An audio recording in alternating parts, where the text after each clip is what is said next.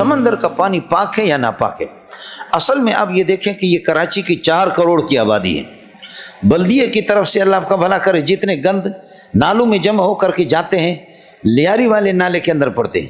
آپ کے یہاں گلشن میں مار والے، سہراب گوٹھ والے، اسی طریقے پر اس کے ارد گرد والے پیراڈائز ہے، دوسرے علاقے، یہ سارے کے سارے گند اسی لیاری والے میں جا کر کے سمندر میں، اور پھر یہ کہ آگے شاہ فیصل کالونی، یہ سارے کے سارے علاقے، ان کا سارا گند یہ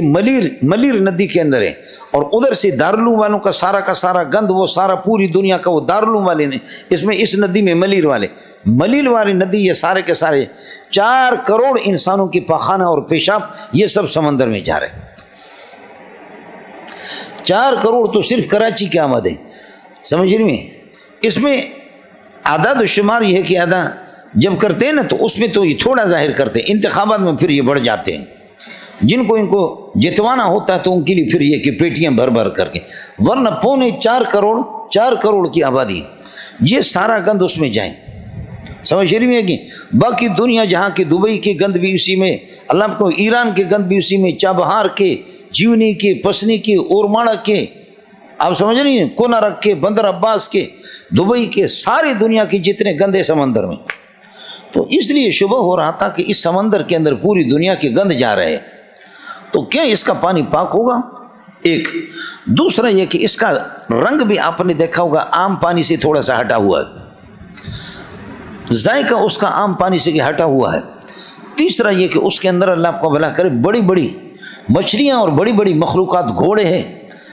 بحری گھوڑے، فرس بحری اور حمار بحری، انسان بحری، مختلف قسم کے، اب اتنے بڑے جاندار اس میں اللہ آپ کو بھلا کریے کہ گرے مرے۔ صحابہ کا واقعہ آپ کے سامنے آئے گا، فَأَلْقَى لَنَا الْبَحْرُ دَابَّةٌ يُقَالُ لَهَا الْأَنْبَرُ، بخاری میں ایک دابہ کو سمندر نے پھینکا، ہم لوگ بھوکے تھے، 300 بندے تھے، 300 بندے 18 دن تک صبح دوپہر شام ہم اس جانور سے، اس جاندار سے، یعنی مچھلی تھی انبر جس کو کہا جاتا ہے، اس مچھلی سے 18 دن ہم لوگ 300 بندے، اندازہ تو کرو کہ 300 بندے 18 دن تک اس سے کھائیں، ہم بالکل دبلے پتلے ہو گئے تھے، ہم لوگ خوب موٹے ہو گئے، اور فصابت اجسامنا، ہمارے اجسام واپس لوٹے، ہم طاقتور ہو گئے۔ 18 دن تک عرب کے خوراک والے صحابہ وہ کھا کر کے 18 دن بھی ختم نہیں ہوا، اس کی 2 ہڈیاں ہم نے اٹھا کر کے ایسے ملا دی، اور ملا کر کے اونٹ پر بندے کو سوار کیا، وہ دونوں ہڈیوں کے نیچے سے گزرا، لیکن اس کا ہاتھ، سر اس کا ادھر لگتا نہیں تھا۔ اس قسم کی مخلوقات ہے، تو کیا سمندر کے اس پانی سے جس میں دنیا جہاں کے گند، اس کے علاوہ ہٹ کر کے ان تحت البحر نارن،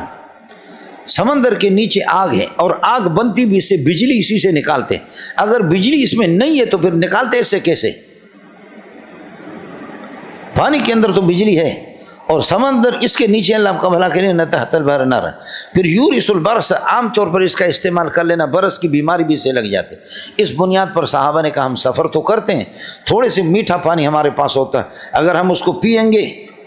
اگر ہم اس سے وضو بنائیں گے تو پیاسا رہیں گے، اور اگر یہ کہ اس کو اللہ کا بھلا کر رکھتے ہیں اپنے پینے کے لیے تو پھر ہمارا وضو نہیں ہوتا، تو اس سے وضو نہیں بنائے، حضرت نے فرمایا بنا کر کے رکھو۔ یہ اشکال اس لیے، یہ پوچھنے والا عبید اللہ تھا یا عبداللہ تھا یا عبد تھا یا عبید تھا یا سخر تھا، یہ مختلف ان کے نام ہے۔